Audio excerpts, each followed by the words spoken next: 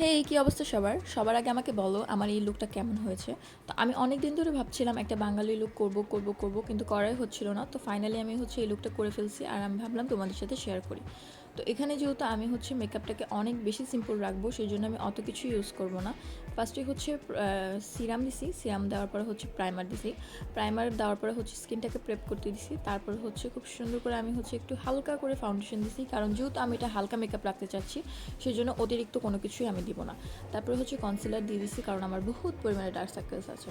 তারপরে আইব্রোটাকে সেট করে নিছি। আইব্রো সেট বলতে খালি জাস্ট আমার আইব্রোগুলোকে ব্রাশ করে ফেলছি, এইটুকুই। আর আমি যেহেতু লিকুইড ব্লাশ ইউজ করি তাই আগে ব্লাশটাকে ইউজ করে ফেলবো। তারপরে কম্প্যাক্ট পাউডার দিয়ে খুব সুন্দর করে বসাই দিব মেকআপটাকে। তারপরে আই লুকের মধ্যে বেশি কিছু না, আমি শুধু একটা ব্রাউন শেড নিয়ে ফুল আমার চোখের মধ্যে দিব। তারপরে একটা ব্ল্যাক শ্যাডো নিয়ে আমি স্মোকি আই করবো, মানে জাস্ট ব্ল্যাক কালার শ্যাডো নিয়ে একটু লাইনারের মতো করে টেনে দিব, দ্যাটস ইট। তারপরে খুব সুন্দর করে আমি মাস্কারাটা দিয়ে নিব। এখানে মাস্কারার কাজটাই অনেক বেশি করে করতে হবে, কারণ যত বেশি তুমি মাস্কারার কোডিংটা দিতে পারবা তত আই লুকটা তোমার ফুটে উঠবে।